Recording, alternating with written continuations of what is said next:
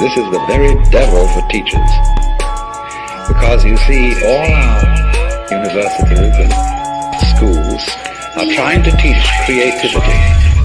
That's the great thing these days. Peace, and more peace. How are you? My name is Brother Trav, the God Brother, and you are now tuned in to another brand new episode of Brother Trav, or Artskool with Brother Trav. And I am super excited for today's episode, actually for today's guest. I'm going to give you a disclaimer up front. I have been suffering with my allergies today. I heard that ragweed is at an all-time high here in the South, and that is now bothering me. So I am currently sipping on hot tea, drinking water, and sucking on throat lozenges. And so we're going to have some fun today. I'm going to be maybe just speaking a little bit lower and kind of with my deep William Mustafa voice today. All right, now we're going to go ahead and get into today's show. Last week, I had the very first hip hop artist on Artskool, and that was Hotep Duddy from Augusta, Georgia area. He's a hip hopper, conscious rapper, super talented. That episode did really well. We actually currently up to date have over 1,000 views on that particular episode. But I am actually doing a twofer as far as the hip hoppers are concerned, because I am interviewing another hip hopper today. This one is actually going to be a DJ, and he goes by the name of Bizzo Beats. Bizzo Beats. I'm going to read to you his resume or his bio. Now, it's funny because the artists that I've been interviewing all have lots and lots of tenure in the industry and whatever their field is. Bizzo Beats is actually a 40-year veteran in the DJ, engineer, producer category. He has worked with artists ranging from Destiny's Child to Bootsy Badass.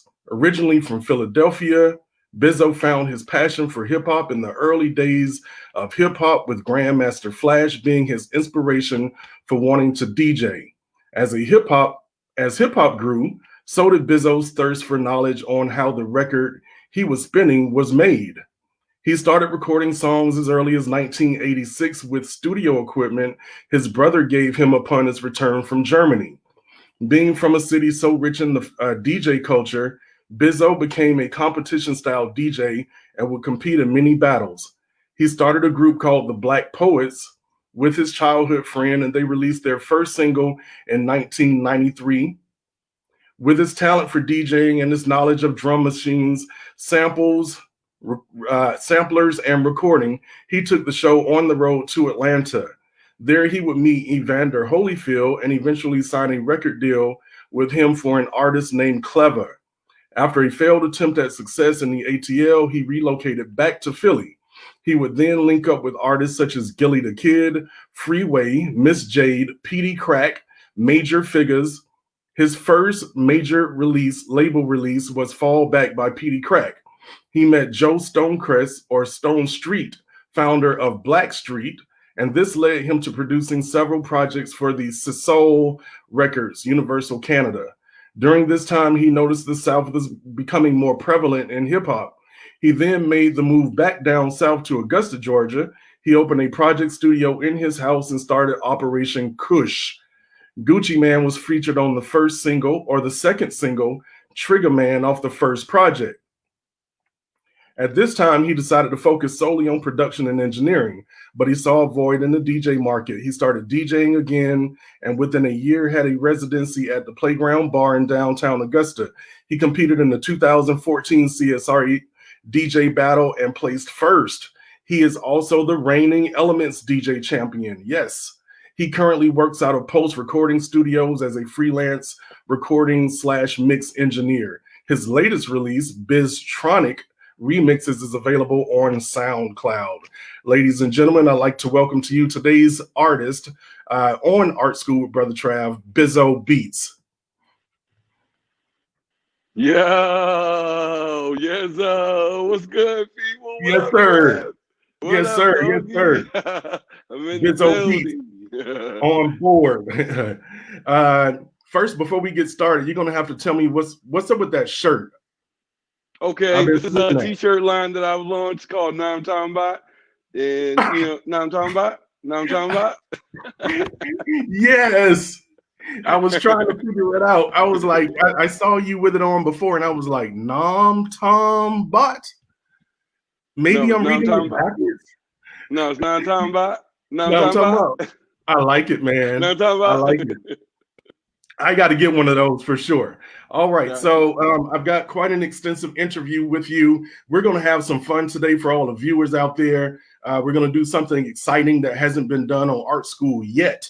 Not on any platform, because I've been doing Artskool for just a couple of months here on Facebook on the Just Media Network, but it started out as a Comcast show back in 2012 or something like that. Then I went on to internet. So I've been interviewing artists on Artskool for quite some time now, but I haven't had a live DJ yet. So you're the first. You know what I'm talking Oh, about? okay. Yeah. Let's get it. Let's get it. Okay. I'm gonna All set the right. Let's bar get high for the next one too. Okay, absolutely. I know that already for sure. Now, so what do Hall and Oates, Patti LaBelle, Jill Scott, the Stylistics, Chubby Checker, DJ Jazzy Jeff and the Fresh Prince, The Roots, Boys II Men, Music Soul Child, Meek Mill, and Bizzo Beats have in common? We're all from Philly. They're all from Philly. Oh my Yeah, that's God. right. And that's not even half. That's not even a portion of them. I know there's a lot. And I went to Google and I was like, Philadelphia artists. And man, just the list goes on and on and on and on and on. So what I'm wondering is, how has Philadelphia been able to produce such phenomenal and legendary artists over time? I guess I would have to attribute it to, again, the rich history we have. Some of the most prolific producers in music history, which are again enough, they called Philadelphia their home, and they started or opened a recording studio in Philadelphia called Sigma Studios. So Oh, all this, like, you had the Jacksons, you had all these people coming from all over the country to come to Philadelphia to record in the 70s. So, and then that translated to, again, go to the 80s, and then you have Jazzy Jeff and Fresh Prince, and you have the surgence of hip hop coming out of Philadelphia. And we had a studio there called Studio 4, where everyone worked at. And then the owner of that studio ended up starting Rough House Records, which is the home of Criss Cross, Cypress Hill, but of course, a lot of Philly artists as well. So, this is the reason why record labels have found their homes in Philadelphia. interesting, because when I got to trying to think about, where a collective of artists with such, legendary power were from one particular place, and the closest thing I could think about was Detroit with the whole Motown movement, but that was kind of like limited to just Motown, and that was limited to that era. Philly just kind of keeps on popping them. You know what I'm saying? Even Okay. even with New York, say for example, even with New Yeah, I York, mean, because now in this era, uh-oh. I think you might be froze up temporarily. oh, I'm still here. I'm okay, Okay, but okay. am I Yeah, back? I got you. All right, so continue Okay, with your thought. got you. Okay. Oh, I was gonna say, and then bringing it into the now generation. Well, at least in the 2000s, you had Questlove and the whole neo soul movement, which was Jill Scott, Music Soul Child, Glenn Lewis, Flowetry, Jaguar Wright. There's so many, and then that just Yeah. continued us on into now. Now that's very impressive. I'm from Augusta, Georgia, born and bred. This is my hometown. Now, when it comes to legendary artists or legendary musical artists, the artist that comes to mind for most people is the James Brown, the Godfather Of of course, soul. the Now, most legendary artist. yeah, so I'm going to ask a true or false question. Is it true that your affection from this legendary Augusta artist, James Brown, motivated you to relocate to Augusta, Georgia, or to locate to Augusta, Georgia? That is absolutely true. I came to Augusta, Georgia because of my love for James Brown. As a kid, Amazing. my parents, that's, my father, that was his favorite artist, James Brown. So that's all I heard in the house. And, I grew up on it. And then finally, when I found out that my best friend had lived in Augusta, I was like, wait, isn't James Brown from Augusta? He was like, yeah. And I was like, man, I'm about to move from Philly, but I was going to move to Atlanta. But bro, if you in Augusta, I'm coming there. And your best friend was? That's Pimpzilla, or Michael Friends. Yeah, He's Pimpzilla. got many names, yeah. But he was the artist Clever, who I referenced in my bio, who got to deal with Evander Holyfield. Interesting. Now, just throughout canvassing the area here in Augusta, Bizzo, you've been here for a while. So I've been noticing a trend. Maybe you've been noticing this trend as well. We're having more and more artists relocate to Augusta. I don't know if I can kind of figure it out or put my hands on it, but there's a bunch of artists here in Augusta that aren't native to Augusta, but they're doing big things. That is very true. That is very true. I would say that I thought that was probably because of the military base here in Augusta. We have a lot of people who come here from the military, but they also have aspirations of doing music. So that translates into them coming into our music community from other areas of the country.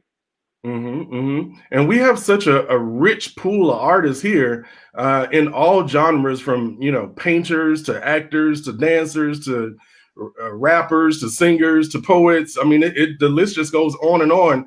It's my thought that if we had a spotlight that was similar to Philadelphia's spotlight, we could do what Philly's doing. Okay. You know what I'm saying? It's all about believe that as well. Yeah, it's all about the spotlight. Now, let's go ahead and get down to your artistry. Now, from my perspective, the term DJ is now used very loosely. At once, the acronym was DJ, short for disc jockey, referring to the round racks records as discs. Hip-hop gave the craft the moniker DJ, spelled Deejay, and it included cutting, scratching, mixing, and turntablism. Nowadays, radio DJs are DJs, but pre-programmed music we hear with a computer. You, my brother, are skilled at all of them, and you are a gifted and sought-after music producer and engineer. So first of all, what is your opinion on the rather lenient usage of the word DJ today? Well, I will say that I'm glad that the term DJ is being used in a wider field, because it just brings more light to us as DJs. And, we all know the cream rises to the top. So anyone can call themselves a DJ, but you got to show and prove when it's time. You got to get on those decks and you got to do what you're supposed to do. So again, I don't mind it, because again, like I said, the real DJs, they're out here and they're getting the respect that they deserve. Okay, all right. So you really don't have any issue with, like, say, radio programmers calling themselves DJs or something like that? Are they DJs?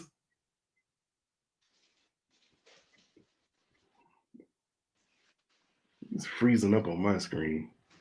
So again, I don't mind it, because again, like I said, the real DJs, they're out here and they're getting the respect that they deserve. Okay, awesome. Okay, all right. So you really don't have.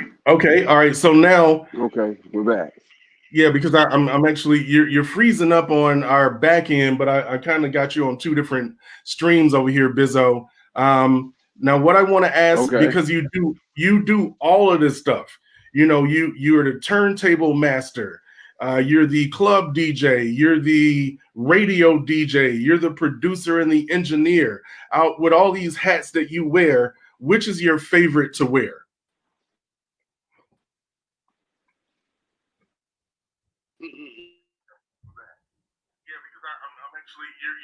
up on our back end, but I kind of got you on different.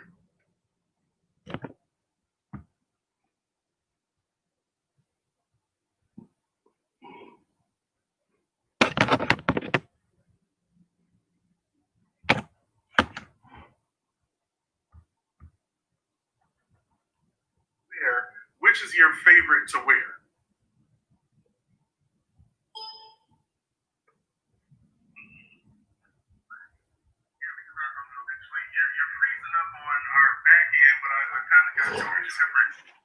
Okay, there we go.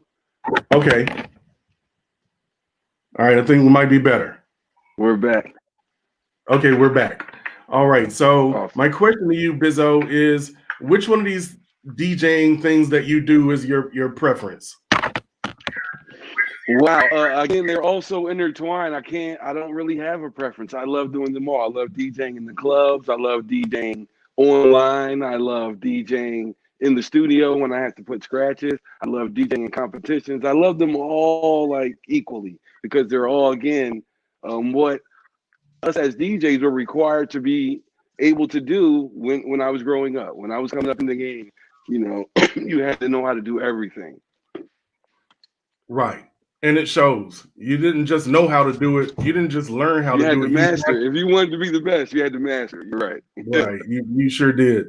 Now, what I'm interested in, because you've been DJing for quite a long time, and so you would have experience of, you know, club or party DJing in the 80s and the 90s versus the 2000s, 2010, 2000, now 20.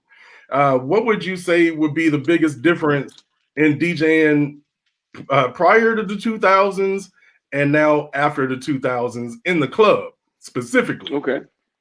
The biggest difference is the cell phone. Okay. Now, with everyone on their cell phones, no one's paying attention to the crowd or the DJ or anything. Back in the 80s and 90s, when there was no cell phone, there were much more people that were paying attention to the DJ and what he was doing. They didn't just want to hear the music and just the music. They wanted to see the DJ doing something different, you know, than just playing the music. So that is the major difference. Now people are on their phones. They're more concerned with their social media and how they look in the club on their phone instead of how they look to the people in the club. Interesting assessment. And I would have to probably agree with you. Yeah, just, I mean, you nailed it. And so with that comes maybe the lack of people dancing. I won't say that. I won't say that because I would say maybe the length of time that they dance is different. Meaning, when back in the day, as soon as you got in the party, you started dancing.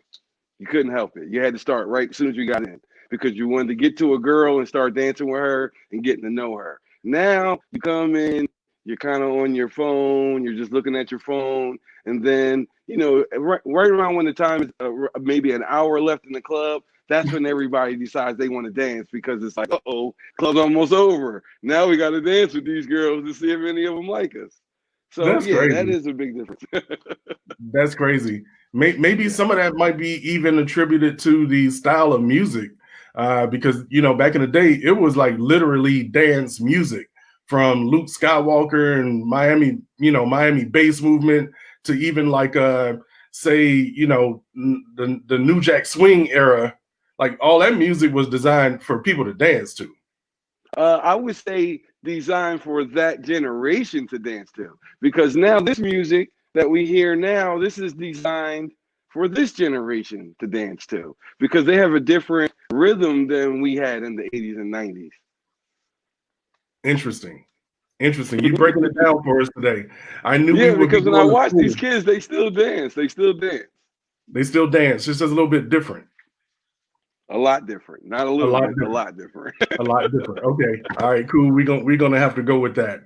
Now, in all your vast experience, what would you say, you know, because I know at the club, some crazy things can happen. What would you say is your craziest memory of something that went down at a club while you were DJing? Okay. Someone got shot. That's the craziest thing. Someone got shot in the party. Hey. It was the end of the party after that. So that's, I mean, in terms of, yeah, that's probably the most violent thing that's happened at a party.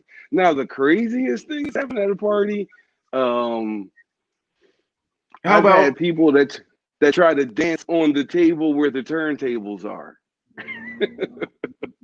I'm like, no. Yeah.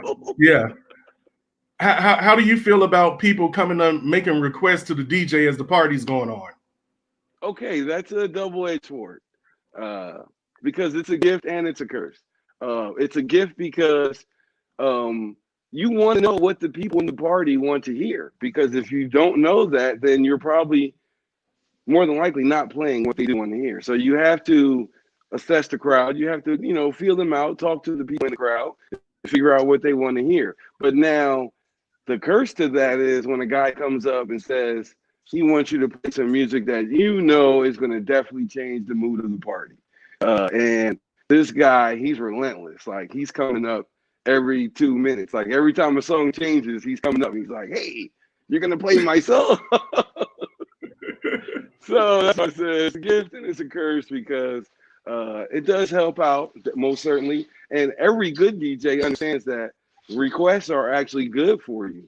But there are those times when someone has that, you know, odd request. And you have to tell them no. But also, as my experience, okay, now, depends on where you're at.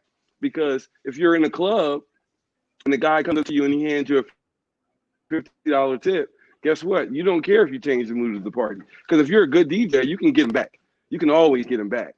So, yeah, I'm taking that $50 tip to play that one record. But now, oh, wow. Now, also... Now, the other side of that is if I'm at like a wedding or a birthday party where I'm not really counting on tips to get paid, then at that point, the requests, I'm letting them fly. Anything they ask me for, it's coming on. Yeah, I get it, because that's, you know, that's more like a private event, and those people want to hear what they want to hear. Each person has their own specific request. Right, I get it. I totally get it. Now, I wasn't really expecting you to say, you know, talk about people paying you to play a song in the club. Is that what people would call payola? No, absolutely not. Is that payola? No, it's because the club is not the same situation as the radio station. The radio station is broadcasting to hundreds of thousands, maybe millions of listeners, right? So you're being paid by advertisers to play commercials, but the music should not be swayed by money. But in the club, it's a totally different situation. It's fair game. Totally different. Yeah, I'm not governed by the laws of the FCC in the club.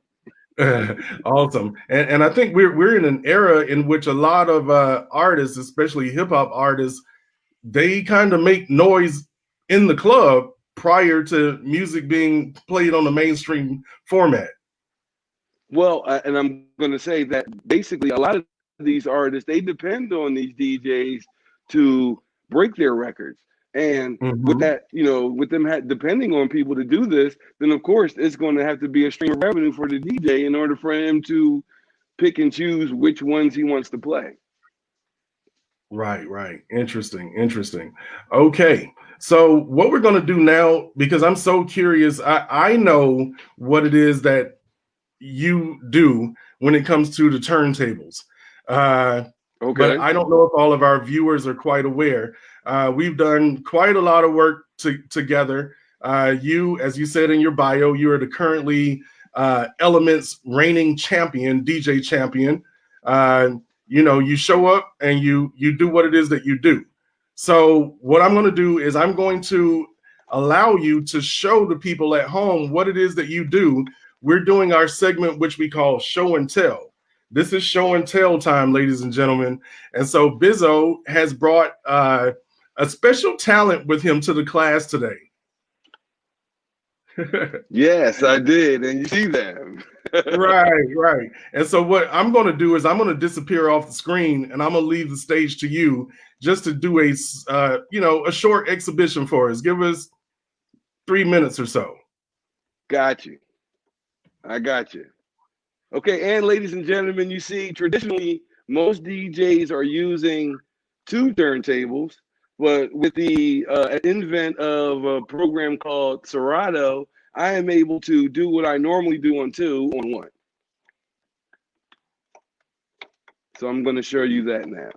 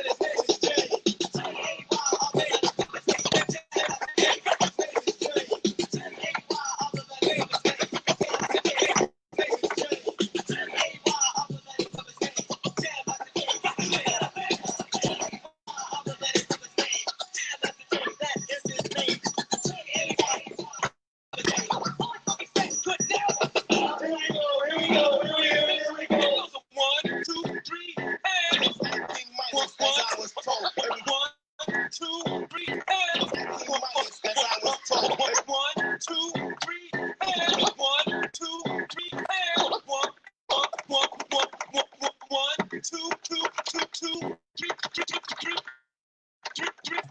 and King Midas, as I was told, everything that was crossed, turn to gold.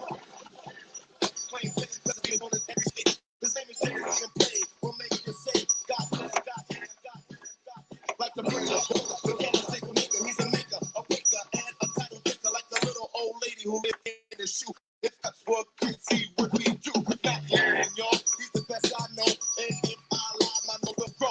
Like a little wooden boy into no yo, and you all know how to score free throw. He plays my skin. He's the big bad wolf, and yo, the 3 pigs. He's the big bad wolf in your neighborhood. Run, DMC, and just run, DMC, and just jab master. Run, DMC, and just jab master.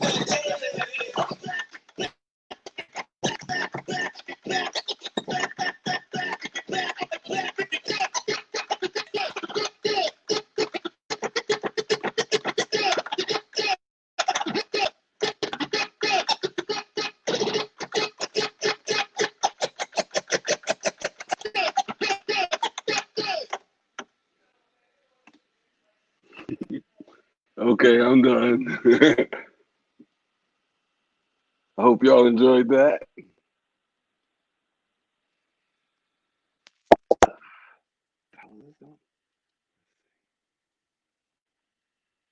Now, one of the first things that I noticed, Bizzo, is you are able to scratch and mix all different kinds of genres of music. Yep.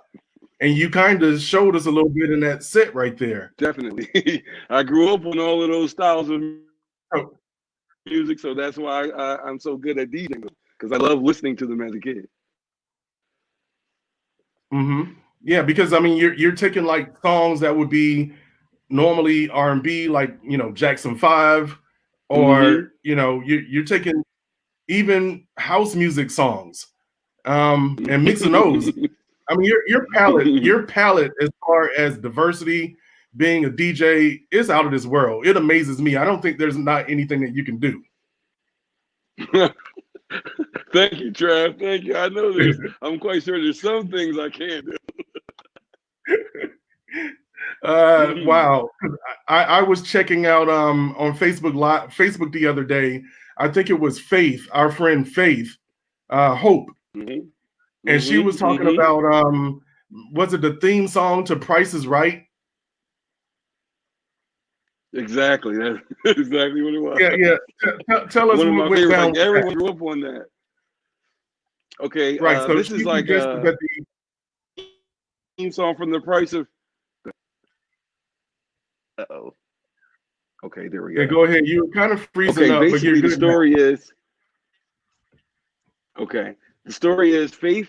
She had made a post on Facebook mentioning the theme to The Price is Right, saying how funky it was and how she hadn't remembered how funky it was. And then really most people heard The Price is Right theme only on their television set, not really on real speakers or or in their headphones. So when you actually listen to it on that type of system, you're like, wow, this thing is so funky musically. Like, so, and I remember I listened to it years ago and I had made a beat with it. So she was like, when she said that, I was like, yo, I'm gonna flip that sample. So I went back and I listened to it again, did a little chopping, and then put it up on Facebook, and that's what you hear. Awesome. Interesting, man. Which further kind of contributes to my thought that there's not anything that you can't do. I will experiment with any type of music. Yeah, right. Now, we're sitting here, ladies and gentlemen, with legendary DJ producer Bizzo Beats on Artskool, and our one of our viewers has asked a question of you, Bizzo. Big Bailey. Okay. What Big Bailey is saying is, I also noticed a little while ago that Bizzo would position his 2 turntables differently. Most other DJs I've seen had the mixer in the middle. of the two turntables, but Bizzo would have the two turntables beside each other with the mixer to one side. He was just wondering about that. Okay, we call that Philly style because growing up in Philly, this is how I saw all the DJs. That's how they had their turntables. It wasn't until maybe the mid '80s when Jazzy Jeff and Cash Money started putting the mixer in the middle, and people started emulating that because they called that style. But I Interesting. always had kept my, because I'm so much better scratching with my left hand than I am with my right hand. Like I can't scratch with my right hand. I can only work the fader with my right hand. But scratching on the actual records, I can do that really, really good with my left, but not with my right. Are you left-handed? No, I'm right-handed. Wow. That's crazy, right? That's crazy. That's crazy. But because I'm right-handed, like the most of the work you're doing is with the fader when you're scratching and doing like transforming or crab scratches. You're doing all of that with the fader. So you need your right. I mean, I guess your strongest hand should be the hand that you do that with. So that's why I do it with my right hand. Okay, makes sense. And Jason Rawls is out there watching with us. He actually got it right. He called it Philly style. So yeah, Jason Rawls, you're the winner. That's the big homie. What up, Jay? Yeah, I've been knowing Jason for quite a while. All right. My longtime clients. Yeah, he was. Okay. All right. So let's go ahead and continue here. I saw recently where you were actually advertising that you're offering DJ classes so you could teach people how to do what it is that you do. Yes, absolutely. I teach not only DJ classes, I also teach beat making. I teach recording, and then I also teach mixing and engineering. So, I'm offering all these services. I used to do something called Sunday School that I was kind of doing just for the kids, where on Sundays, you pay for a group lesson where it's like 5, 6 kids come in, and I teach them all sorts of basic techniques to whatever skill it is that they're trying to learn. Wow. You were doing that here in Augusta? Yeah, do it. Do it down at the recording studio. Since the beginning of the coronavirus situation and COVID-19, everything is kind of slowed down. But I'm getting back into it, and now, of course, I'm doing the one-on-one online lessons as well. Awesome. Hope you continue that. I would love to see that grow. I can see a big market for that service. Well, again, I don't feel like I can. I'm like I don't want to die with all this information and knowledge that I've learned about music. I want to pass it on to the next generation. Yeah, that's right. That's right. Absolutely. One of the things that Sister Law and I acknowledge a lot of times is the fact that when it comes to hip hop, now I'm not picking at hip hop. I love hip hop, but when it comes to hip hop, some of the current artists, they don't have as much respect for what was done prior to them, as in if they were a jazz artist or, maybe even an R&B artist or a country artist, that the modern day country singer would definitely know Kenny Rogers. You know what I'm saying? The modern day jazz artist would definitely know all of Miles Davis and stuff like that. But the modern day hip hop artists would not necessarily know Grandmaster Flash and Ice-T and stuff like that. So what you're doing is helping to pass down that knowledge. So I appreciate that for sure. Now, just to speak on that point that you just made about the connect, there seems to be a disconnect between this generation of hip hop and previous generations. Right. But I feel as though that is the responsibility of the older generation to build that bridge. Because it's the same as when we were the younger generation creating hip hop. We were not embraced by older Black artists because they felt as though hip hop was a fad or was something that was going to pass and not stick around. So True. they didn't respect it or respect the artists that had success in it because they felt like, oh, you're just a one-hit wonder, you're a flash in the pan, you're not going to make it. And then now, 4 years later, it's the biggest form of music in the world. So absolutely, I feel like, but I feel like some of the older artists in hip hop don't want to let go of what they had and become mentors to this younger generation. Meaning, they still want to go out and tour and make the money and get the same money that these younger artists are getting. And I feel like because it's such a new form of music, we haven't created that space for our legacy artists where they can enjoy success in that field of being a legacy and it be separate from the current success. So that's what is that legacy for these older artists like Grandmaster Flash and Furious 5 or Slick Rick or, you know, these guys who were very influential to the music industry, but aren't necessarily making, you know, the money or, you know, living the life that they should be living, being as though they laid the foundation for these guys who are making millions. Absolutely. I mean, once we think about, is it Grandmaster Flash? Yeah, actually invented the mixer. Yes, he did. He did invent something. Well, he invented what would be the mixer. He invented something that would eventually become the mixer. So he created the toggle switch, which was something that he needed because what he wanted to do was go in between two different. He wanted to use two sources of music, but he wanted to be able to cut them off quickly. So he wanted to be able to shut one off, you know, bring one in while the other one's going off. And he wasn't able to do that with what existed at the time. So he basically just salvaged parts from like junkyards and stuff, electrical parts, and made the toggle switch where it was what we now know as the fader, which was what made us go back and forth between turntables 1 and 2.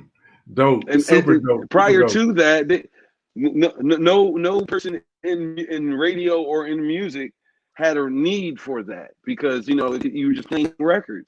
But when Grandmaster Flash inventing what he was inventing, which was, you know, what we call the carousel, meaning he was playing one record, just one section of it over and over again.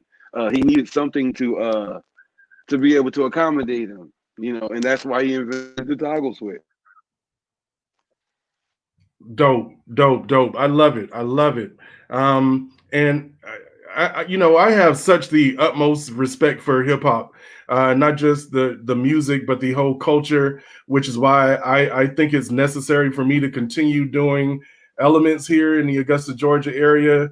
For that reason in particular, there are definitely young people that are coming out to that show that have never witnessed what it is that you do, Bizzo, along with the other DJs that are there, along with some of the hip hop dancers, break dancers, and b-boys and things like that on stage. So what you're doing, what I'm doing, definitely necessity for the culture to be able to continue to thrive.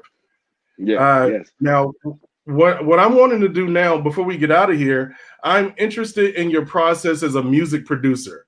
Now, I know sometimes you typically make custom beats for artists, and then other times you create music to include in your catalog for them to shop from. Which happens most frequently? I am creating music on my own most frequently. But I would say that the stuff that actually becomes a song more frequently is the stuff that I do that's a custom beat because I'm making it specifically for, you know, a purpose. Whereas when I'm making beats, I'm just kind of making them just to, you know, again, sharpen my chops, and then also to try to explore new sounds and find something different that people haven't heard yet. So, yeah. Yeah, right. I respect your artistry. One big thing that people need to respect for the DJ is that's your instrument. You know, it relates to a musician's instrument, your turntables, your mixer. That is your instrument. Exactly. It's just like in the guitar or a drum set or a piano. Mhm. It's an Right, right, instrument. right. Yes. Now I'm going to ask a question off the fly here. What is I would say, the biggest artist that you've produced a track for? Who is the biggest artist Mm. you produced a track for? Okay, now there's me doing because I do a lot of production that never makes it to the light of day. It's just that I do a lot of work and it just never might make it, like it might not never get released. So the biggest artist that I've ever made a track, and this person was on the song, is Jay-Z. Mm. Whoa, Yeah. you got But my attention. the song never made it to the light of day. But yeah, I was working with an artist, PD Crack. Yes. Um on Rockefeller Records. So there was a song that Petey Crack had recorded to one of my beats. It was called "Blame It on the Rock." So he recorded the song. Jay-Z heard it, and he felt like he wanted to be on the song with him and Beanie Siegel. So this was a song that they actually made. But again, because Petey Crack never got an album released on Rockefeller Records, it never saw the light of day. Wow. Yeah. Wow. Okay. Mm-hmm. And I read in your bio that you made music for Destiny's Child. Yes, I did a remix for Destiny's Child. A friend of mine who was very well connected to the music industry. His name was E-Rex from Philadelphia. He was part of the group Ram Squad, and he also was very close to the artist Eve. So one day he's at my house and I'm working on music, and uh, we were listening to the song "Emotion" by Destiny's Child. And I was in my head, I was saying, wow, man, I could come up with a really cool remix to that. I got to figure out a way to get the acapella. So I went to the record store. This is back in the day when you went to the record store to get records or CDs. So I went to the record store, and the guy behind the counter was like, we don't have it on 12-inch, but I do have a promo CD with the acapella. I was like, man, you got to let me buy that from you. He just gave it to me. So now I get this acapella. I go home. I work on this track. And the guy that I was with, E-Rex, he was on tour with Eve, and he met Destiny's Child. So he called not Michelle, Kelly. He called Kelly on the phone right there in front of me and was like, hey, this guy, he just did this crazy remix to your song Emotions. I really want you to hear it. And she's like, okay, send it to me. Now, this is before the days of the internet and all of that. So we had to like make a CD and then mail it to her. Okay. Wow. So in the process of us trying to do that, we realized that it was going to take a few days for it to get to her, and we only had 24 hours because she was about to go on tour with Destiny's Child overseas, and she wasn't going to be back for a month or so. So we rushed and sent it out to them. She didn't get it until weeks later, but yeah, she loved the song. She loved it, but again, it was a remix, and it was too late, Yeah. so it never saw the light of day. But Right. again, that was another opportunity. And like I said, like I talked to Kelly on the phone about it. So yeah, it was pretty cool. Cool, cool. All right, now still digging into your space here, your headspace as far as being a creator. I would wonder, what does your perfect vibe look like when you're creating or producing tracks? Like, if I was to be able to look, spy on you, would you be in your home? Would you be dressed down? Would you have no shirt on? Tell me what Bizzo looks like in his space. Okay. Perfect vibe. I'm gonna tell you. Perfect vibe is yes. At home, just all by myself in my drawers. See, uh and a blunt. And that's it. right? Uh huh. and and a Red Bull. And I'm good to go. I can create because with the internet, you can just dive into like so many different musical options. You can go on YouTube and just type in anything, and stuff will come up, and you're just listening. You can dig into the, go into the rabbit hole and find like those gems, those samples, or just music. I'll hear a song and it will drive me to be creative. Awesome. Okay, now I want you to tell the audience at home about the Boom Bap Hour. What's the Boom Bap Got Hour? you. Okay, that is a podcast that I have with the big homie Jet Loud, Salah Guru, and Miss Ruby V. And basically, it's just 2 hours of unadulterated boom bap hip hop music. Okay, like that grimy '90s feel, but modern. Guys that are doing it right now. So, and I'm bringing that to you to let people know that it's not just all about trap and 808s and the WAP and twerking. We got other forms of music out here that are very, very good. So that's what the Boom Bap Hour is for. It's just to shed a light on boom bap music. Right, and so where and of can course they? we talk about all the. Right now we're on Apple Podcasts, Spotify. No, not on Spotify podcast. And we're also on a few radio stations. I'm not sure of the call letters, but for sure you can catch us on Apple Podcasts. Okay, all right, and so I noticed something out there saying the Boom Bap Hour uncut. Yeah, well, that's what we're just straight uncut. Meaning we hear it's definitely going to be parental advisory. We're talking about we use any kind of language because we're grown. But That's right. The music though is that raw, uncut hip hop, boom bap. Yeah. And it's also you get the chance to hear scratching, which you don't really hear from DJs anymore. So if you want to go back and feel nostalgic with old, scratching but with new music, definitely check us out. Okay, the Boom Bap Hour. Be sure to look that up, ladies and gentlemen. Now, one of my final questions for you here is, what are you doing as a DJ? Because I've been able to ask this question to every artist that's been on Artskool on this platform. What are you doing as an artist to persevere through this pandemic? Because we know it's a new normal. Things have changed. It's definitely different. It's wow, it's tough. It's been tough, man, because again, being a DJ, we depend on crowds in order for us to succeed. And without a crowd coming to a venue, that's not gonna help us. And most venues don't want to hire us. A lot of venues that are still open, they can't afford to pay the DJ because they can't allow enough people in there in order to afford to pay the DJ.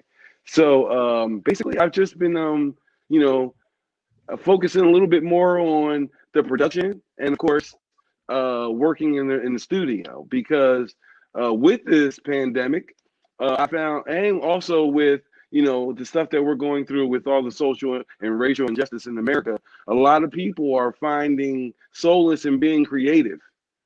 So they want to come to the studio and they want to record. They want to get these thoughts out. So I have found that that has definitely been something that I focus more on and has been helping me to kind of, if you would say, compensate for the revenue that I was DJing. Yeah, I actually think about how far back this whole pandemic goes, for our area, because you and I'm a promoter. I promote shows, and I actually had you booked for an upcoming show, I believe. This was in April. So that was one of the events that we had to cancel. Yeah. When this thing hit, I probably had to cancel 4 shows, giving back deposits and all that stuff. Wow. Yeah, so I mean, you can relate. I can relate. We're all in the same boat here. But one thing that we've been able to benefit from is we've been able to enjoy Bizzo Beats when he decides to go live whenever he feels like it. Sometimes it's 2:00 in the afternoon.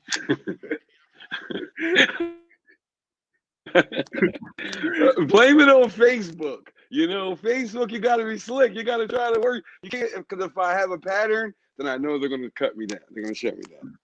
But I'm working on a new situation where I'll be able to play whatever I want to play, and I can schedule broadcasts. So I'm going to be letting the people know really soon when that's going to start. But yeah, it's going to be, you know, another streaming service, and you'll have to go on there and watch me. But again, you'll be able to watch me without any interruptions. I don't have to worry about getting cut off because Facebook said you don't own this song or you don't own that song. I'll be able to just rock out. That's right. But I'll be giving. Okay. All right. Now I am going to get into another segment of the show in which we call "You could get with this or you could get with that. You could get with this or you could get with that." Okay. It's called "This or That." Right. Black sheep reference, right? Yes, sir. Yes, sir. Native tongues. Native tongue. All right. So what this is basically, this is a way in which our audience can get to know you a whole lot better in a short period of time. So this is just going to be a choice, this or that. You name which one without much thought, and we'll move on to the next one. Okay. Got you. All right. Up north or down south? Down south. Waffle House or Huddle House? Waffle House. All right. Late nights or early mornings? Late nights. Caribbean food or Mexican food? Caribbean food. Carry out or dine in? Carry out. Even prior to the pandemic, right? Prior to the pandemic, I want to get back to the studio. Okay, awesome. And those good veggies that are at the studio waiting on you, right? Exactly. I'm with you 100%. Okay, drive through or walk in? Drive through. Okay.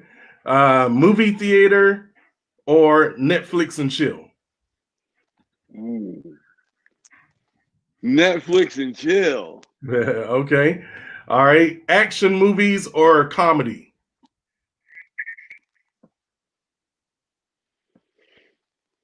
Action movies. Okay. Now, football or basketball?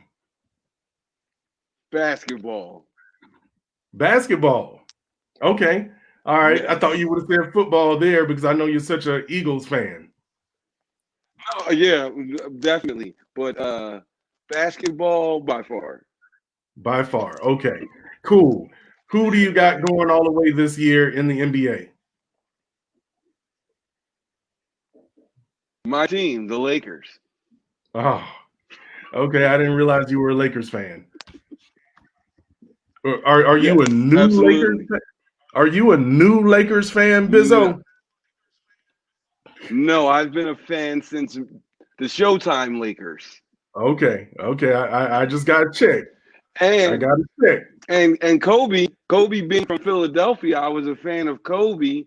And when he got traded to the Lakers, I was like, yes. We hit the lotto. All right. Well, thank you very much, man. That's our hour. It goes by really fast. I appreciate you taking me up on the offer to basically join us here at the Artskool.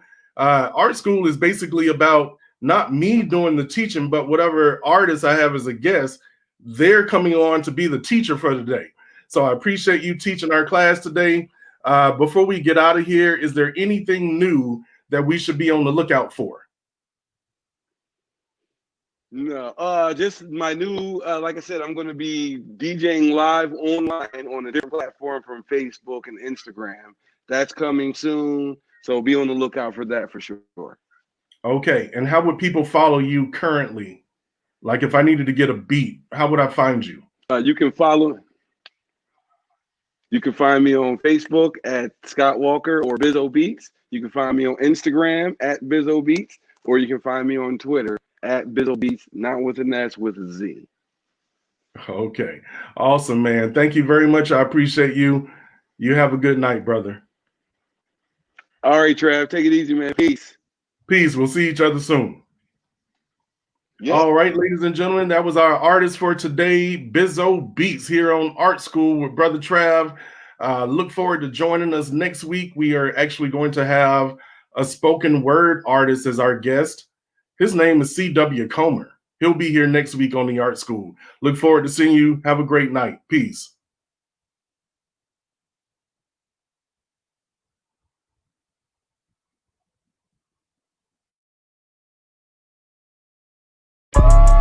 This is the very devil for teachers. Because you see, all our universities and schools are trying to teach creativity. That's the great thing these days.